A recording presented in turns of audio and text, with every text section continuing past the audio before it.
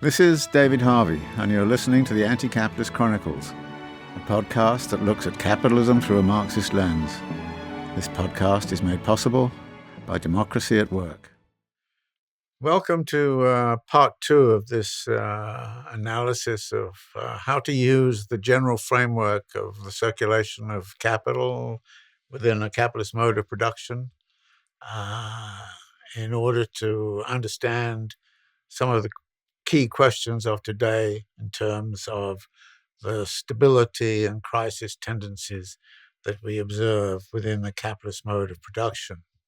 So last week then, I spent some time talking about this particular framework, and I now want to look more explicitly at it in the context of certain things that have happened historically and which are likely to happen in the near future. And I want to begin with a couple of quotations, which I think are rather revealing. The first is a quotation that comes from a man called Alan Budd. Now, Alan Budd was the economics advisor to Margaret Thatcher. And so he was the person who was in the economic tank, as it were, working through the policy shifts of the Thatcher period. And one of the issues that was dominant in the Thatcher period was the eradication of inflation.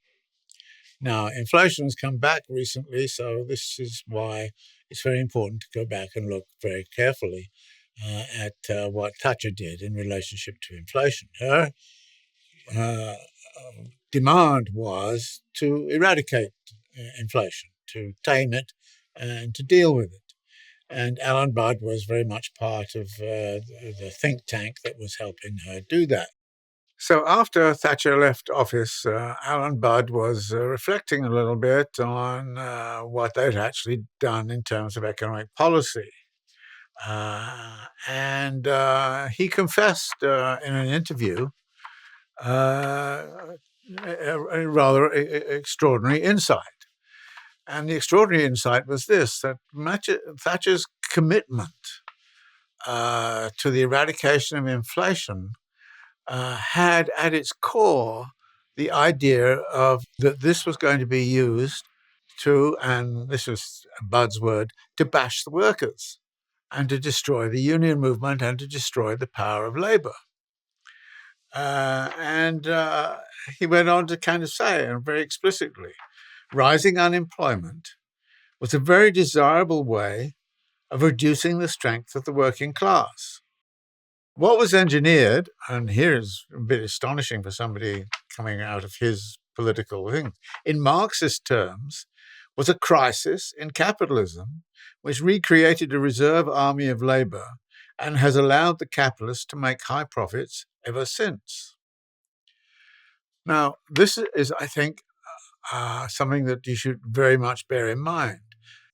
The fight against inflation can easily turn into a convenient way in which you can then attack the standard of living of labor.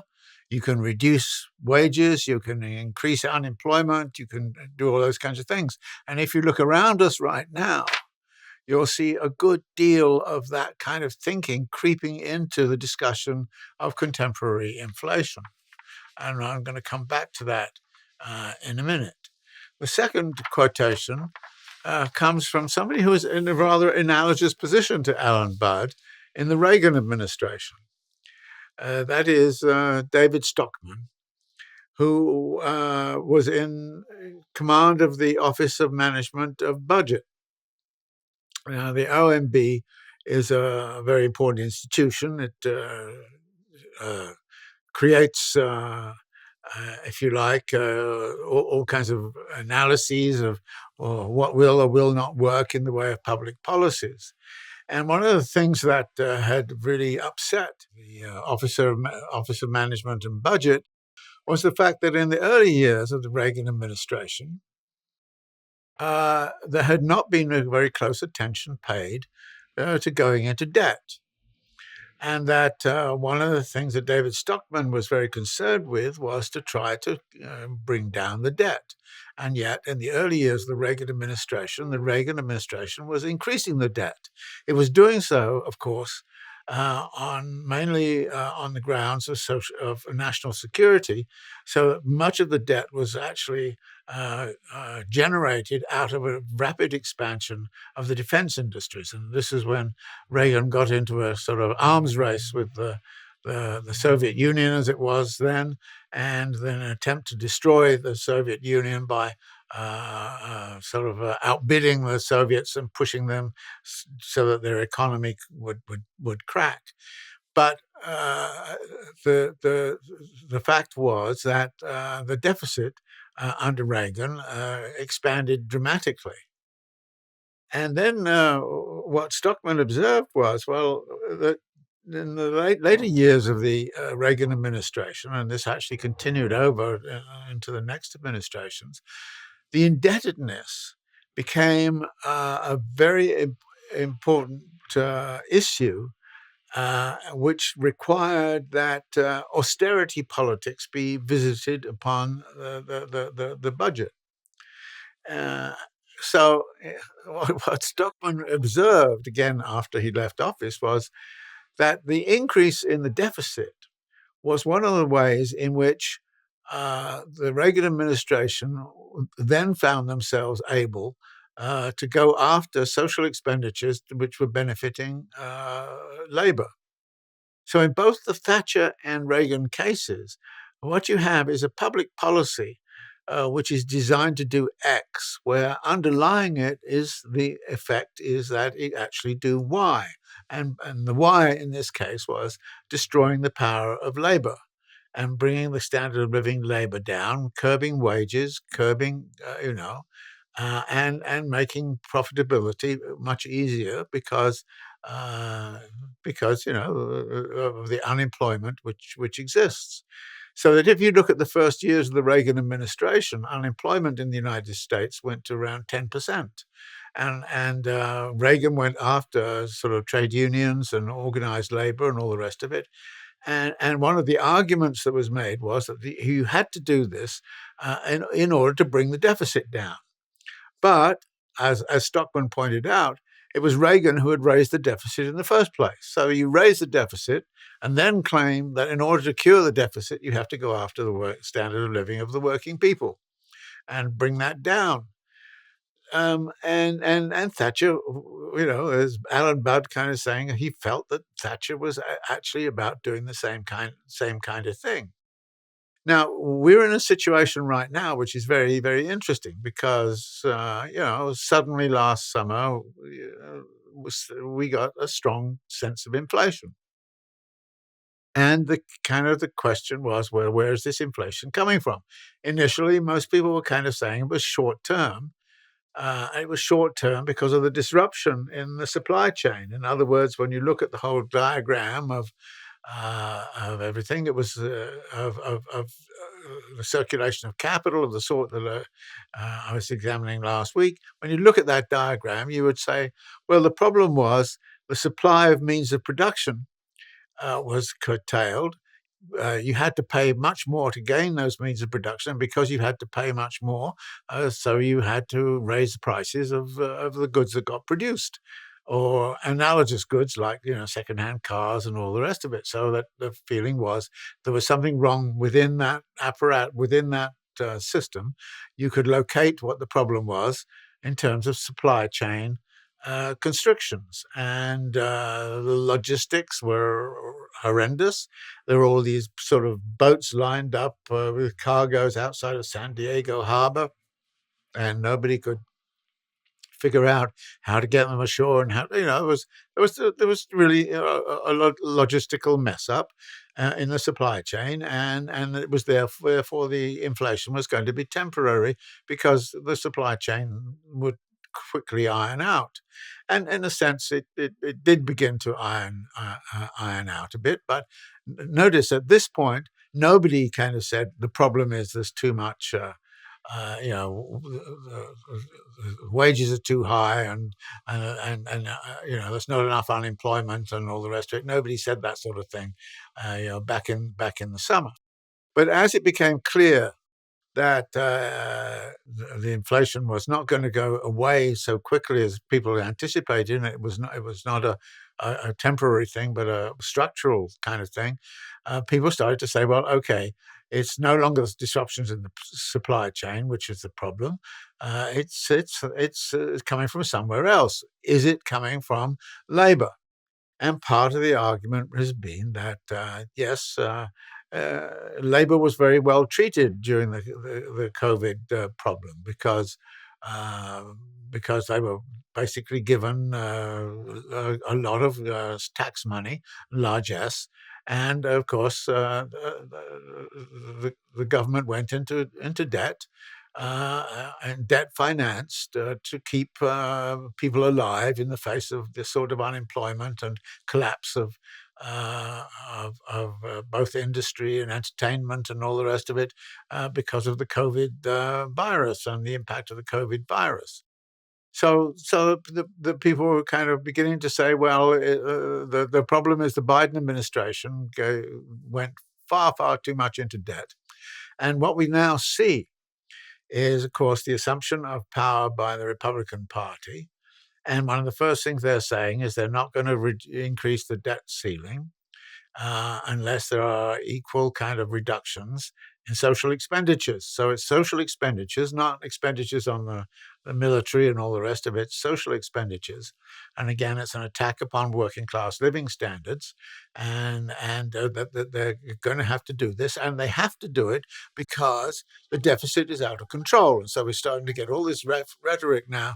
The deficit is huge because it's so huge, and all this largesse has gone to the working people over the COVID virus. And yes, maybe that was a good idea at the time, but enough is enough. We now have to bring that largesse to an end.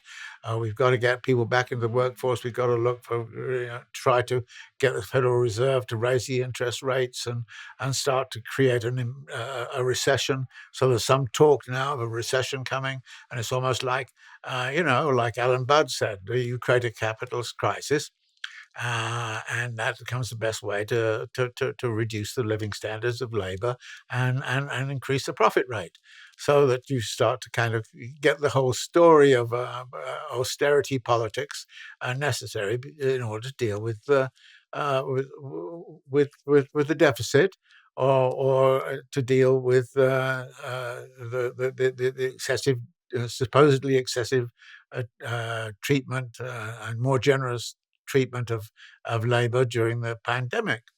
So this starts to become the thing. But the interesting thing here is, if you kind of ask yourself the question and go back to that diagram and kind of say, where did the increasing deficit come from? And this argument, the increasing deficit, is something that the Biden administration created through its response to the COVID virus. But actually, before that, there was a tax which Trump passed. And Trump's tax reform recall of 2017 did what? It actually gave a huge amount of benefit to the capitalist class, particularly to the top 1%, top 10%, and to capitalist corporations. Everybody recognized about 70 or 80% of the benefits of that tax reform went to the ultra rich. And actually, that tax reform was bought at the cost of around adding $2 trillion to the deficit. In other words, the deficit in this country, exactly like David Stockman said about Reagan, that you increase the deficit deliberately in order for them to do, if you like, legitimize going after social expenditures and saying that social expenditures are the problem. So you're getting a repeat of that argument coming out. Now, the easiest way to deal with the deficit problem, and I'm not going to say there's no problem about the deficit, there is a problem about it, but the easiest way to deal with it is to reverse all of the tax cuts which Trump put through. I mean, just reverse them, and then you've got $2 trillion off the debt immediately, almost by simply reversing the tax cuts. So what we have here is kind of a notion. If you look and kind of ask where the problem lies in the economy right now, and why we're talking about a recession, is because what the bourgeoisie and the real geniuses of economics and so on of right-wing economics are doing is exactly what was being done before, which is to increase the deficit and then say, well, we have to claw back that deficit by reducing social expenditures, reducing all this stuff on Medicare, reducing all this stuff, cutting back on this forgiveness of debt and all the other things that the Biden administration has been doing. In other words, you attack entirely the social policies of the Biden administration on the grounds that you're retiring the debt, but the debt you're retiring is in fact the debt was incurred by a tax reform which gave a vast amount of largesse to the ultra rich. So in an interesting way, if you put those two quotes together of David Stockman, kind of saying we ran up a deficit in order to be able to then legitimize the reduction of social expenditures for the mass of the population, along with Alan Budd saying, well, actually, what you engineer is a capitalist crisis and unemployment. And you do that so as to reduce the power of labor, and as you reduce the power of labor, you can actually then increase profits. So here is one of the ways in which you could kind of say there's an alternative explanation of where the crisis came from. Now, that is not the only way to look at it, because if you go around the diagram, you kind of say, well, is there something else going on which is significant and important? Where else within that diagram do we see people acting in such a way as to actually encourage inflation? And the answer here, again, sort of starts with the logistical problems of the supply chain. It starts with the scarcities in the supply chain. But it starts, but then it says, well, actually, prices are going up on all kinds of things. So that prices are going up of means of production, as well as prices going up of consumer goods. And because the prices of means of production, like computer chips and so on, are going up, so suddenly we start to find that actually this sort of putting prices up operates in a food loop. Now, who has the capacity to raise prices, no matter what the state of demand? The argument being, of course, that if there's a strong demand and weak supply, then you're going to get price rises. If that's the case, and there was a time when some of that was going on, but then people started to find they could raise prices anyway. And so if you then say to yourself, well, maybe here's another option to look at the inflation problem. The inflation problem arises because people are raising prices because they can, and they're raising prices, and as a result, they're getting very high rates of profit. And if you start to look very carefully at some of the profit rates, particularly of energy corporations and pharmaceutical products and all the rest of it, they're doing extremely well. They're all raising prices. And so you've got a psychological kind of thing of saying, hey, we can raise prices no matter whether we have to or not. Now, I have a friend who's a publisher, and he said he went in one day and his assistant said to me, we should raise the prices of our books by 10%. And he said, well, why? Have we got some hidden increasing costs I don't know about? And she said, no. Well, are there real sort of bottlenecks in here that we need to take care of? And no. Why do we raise prices by 10%? And the answer came back, well, that's what everybody's doing. Everybody's raising it by 10%. So suddenly you find you go into restaurants and all restaurants are raising prices by 10 or 15%. Suddenly you go into the supermarket and all the prices have gone up by 10 or 15%. And people are doing it because they can.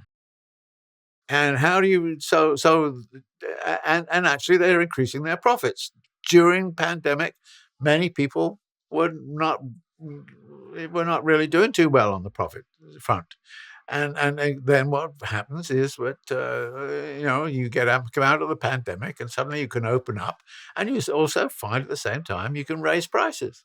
I mean, the restaurants in New York, you used to go out and have a meal every now and again, but right now you go out and have a meal and it costs 10, 15, sometimes 20% more. And on certain items like, I don't know, wine or something like that, where the real costs have not gone up that much, but nevertheless, the prices which you're paying in restaurants are sort of going off the charts. So again, one of the things you can do is to say, well, actually, when you trace the effects around that whole kind of circulatory process that I was looking at last week, if you trace the effects around, you can find several places at which the possibility of inflation arises. The supply chain. Yes, indeed, there can be a wage, but in fact, there's a nervousness around right now because real wages started to rise about a month or two ago. Now they've kind of stopped. Now the unemployment rate has not come down, which is bothering a lot of people. And clearly, there are impulses within the bourgeois planning apparatuses to try to actually bring down wage rates by increasing unemployment, and kind of nervousness about the fact that the unemployment rate has been at an all-time low and has been stuck there around, I don't know, 3.5% over the last several months. And it seems that the Federal Reserve has not gone far enough to try to curb demand. Again, the answer is here, you've got to curb demand, and one of the ways you can do that is by reducing wages. But now there is a kind of thing of sort of saying, well, we have to reduce the social wage. And the social wage is, of course, the amount of taxation that goes to supporting fundamental facets of daily life of the mass of the people. And we're beginning to see an attack upon all of that. But remember, the attack is in the name of deficit reduction, when deficit creation was the mantra in the Trump regime, and deficit creation has been the mantra elsewhere at various times as a way of justifying the reduction of wages and the reduction of the social wage by the curbing of things. So now we're going to see, right now, we're beginning to see the Republican Party start to articulate, the devastating effect of the deficit running out of control, and we have to bring it right under control. We have to bring it back down, and it's absolutely essential that we do so.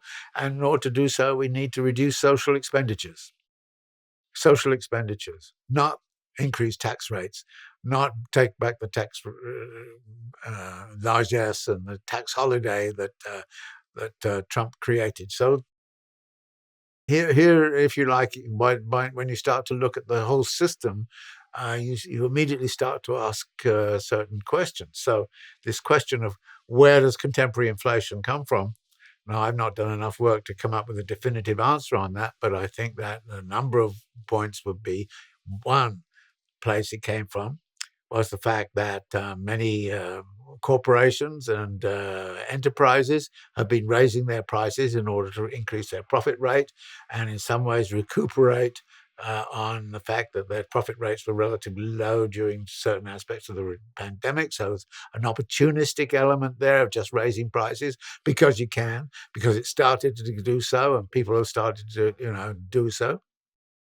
For that reason, there may be a little bit of an influence of the largesse that the Biden administration extended to working populations with holidays and Social Security kinds of payments. There may be a small impact of that, but I think that's actually relatively small. There may still be a residual of the supply chain scarcities and all the rest of it. There may also be some hidden things in terms of, raw materials, oil prices, mineral prices, particularly rare earth metal prices and things of that kind. So what you do is you start to use that whole kind of diagram and go to every one of the points and say, is there a problem here? Is there a problem there? Is there a fact? And then the last fact would be, how many people have started to behave like rentiers? I mean, how many people, the top 1%, actually invest in things?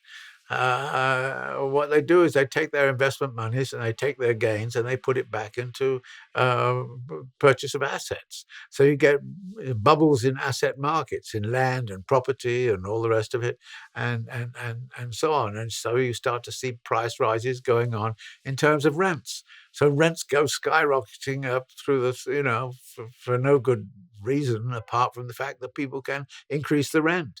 And given the fact that the number of new residences and so on coming online is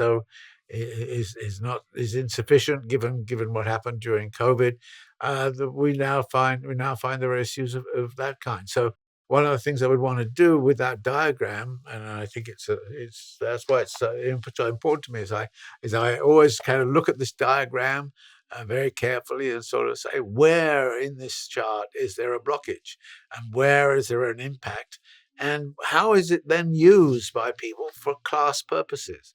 And both in the Reagan case and in the Thatcher case, here we find two major policy thinkers in those administrations confessing that the increase in the deficit in the early years of the Reagan administration was almost a deliberate process by which you justified the attack upon the social wage in the latter part of the Reagan administration. And you find also in Alan Budd saying, well, the fight against inflation was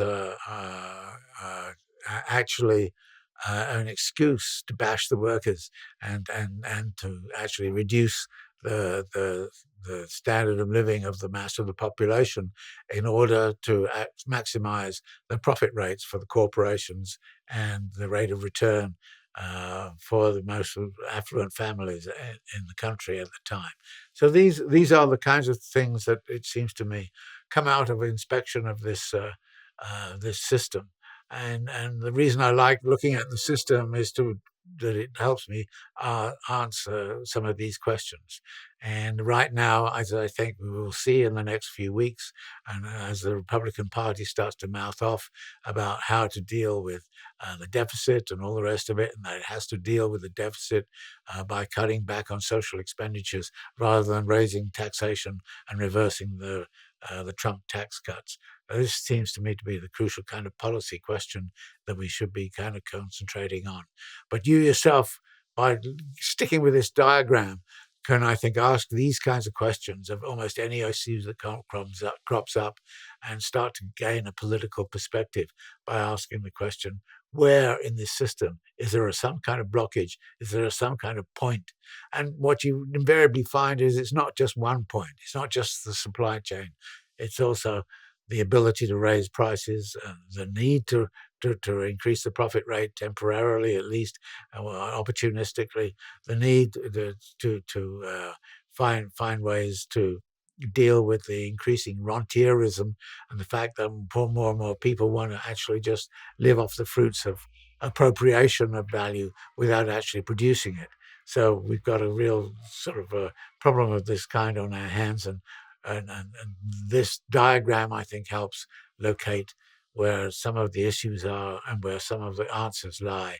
And at the same time, as it also suggests, some means of attack against what seems to me is the forthcoming austerity politics, which we're going to see repeated, I think, by the Conservative administration um, in Britain, Conservative administration in the House of Representatives in this country, and the Conservative administrations which are emerging in places like Italy and so on. So this is why I stick with this diagram and why it helps me, I think, ask what seem to me a set of obvious, potent questions, and also to situate how it is that somebody like David Stockman could make the statement that he did, and Alan Budd could make the same statement he made. And very interesting kind of thoughts about the aftermath of the Reagan administration and the Thatcher administration, which sets the stage, I think, for contemporary politics, as well as an explanation of what happened in the past.